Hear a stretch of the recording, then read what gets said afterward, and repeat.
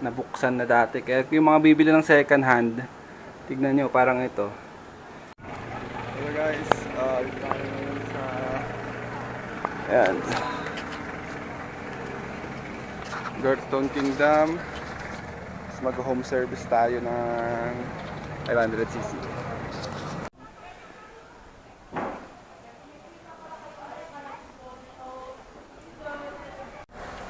Guys, meron tayong Venturi 500. Yung susi niya, sir?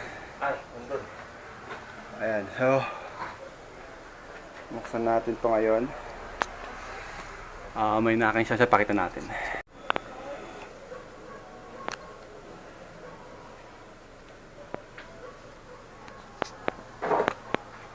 7,000 kilometers pa lang, may knocking sound na siya. And bubuksan natin yung top muna para alam natin kung ano talaga yung pinanggagalingan ng tunog niya. Okay? So, baklasin natin lahat ito.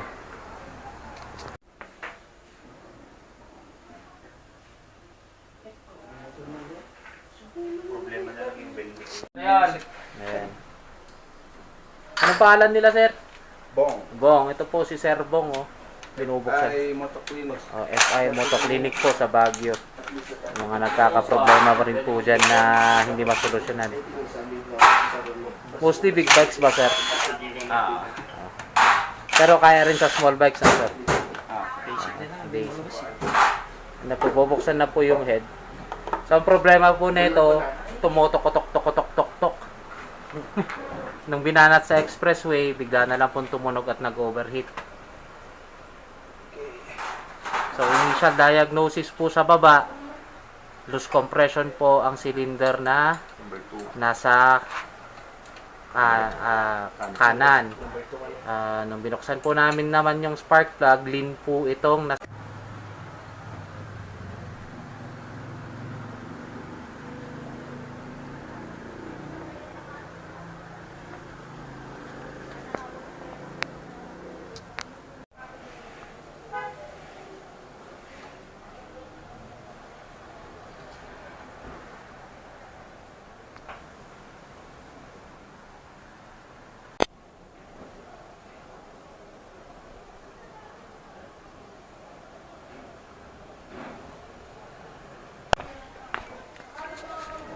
So, mag-ayos tayo. Balik tayo sa makina. Hindi na natin napakita yung pagbaklas kasi nalobat. So, by the way guys, ito pala, meron na siyang mga signs na nabuksan na dati. Kaya yung mga bibili ng second hand, tignan nyo, parang ito. Meron na siyang mga beta gray. Hindi masyadong kita pero hindi rin. So, nabuksan na siya dati. Kasi sinabi ng seller na hindi daw, it's all good pa.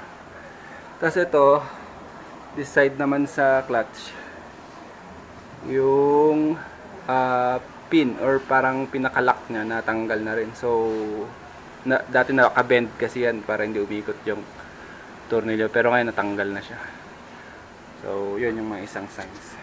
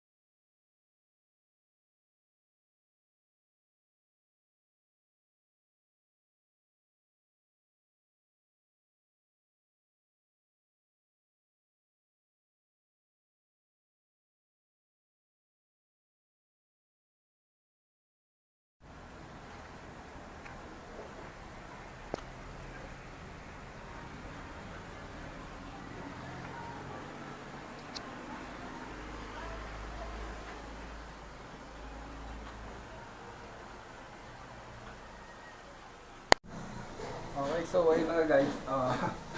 Tambak muna natin dyan kasi dapat check pa natin sa Bristol kung meron tayong mga parts.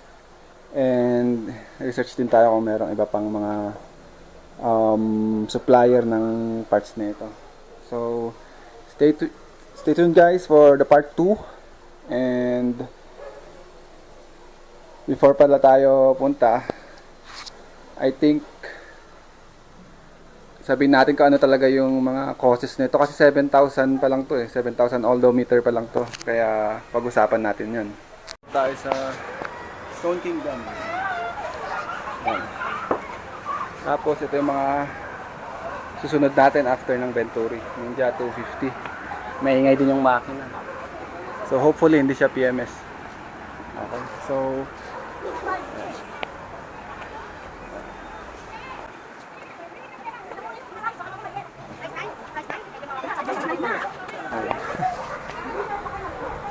oo. Okay. So, yung hula ko doon talaga is low quality na oil yung ginamit. Tapos, pero nakita nyo naman yung daming gasket na overhaul na siya. Sabi nung seller, tawag dito. Na good siya, gano'n, hindi pa nabuksan. Pero nung binuksan natin, ang daming gasket sa loob. Silicone gasket, yung beta gray. So, ibig sabihin, nabuksan na siya hanggang dun sa crack ng crankshaft. So, malamang yun. Pag ganun kasi na masyadong madaming unnecessary na silicone, nagbabara yun pag pumunta sa mga oil passages. Kaya nagkakaroon ng fuel starvation sa parts ng makina, especially dun sa part ng cylinder or cylinder head. May umakyat naman pero possibly isa rin yun. Tapos ano pa ba? Yun, low quality oil, baka late na rin siya nag-maintenance or nag-change oil or something else. So ganun yung nangyari. So huwag nating pabayaan guys yung PMS, follow natin yung recommended schedule. Huwag nating tularan yung 5,000 kilometers, hindi totoo yun. Pag naka big bike ka, hindi totoo yun. Okay? So, see you sa part 2.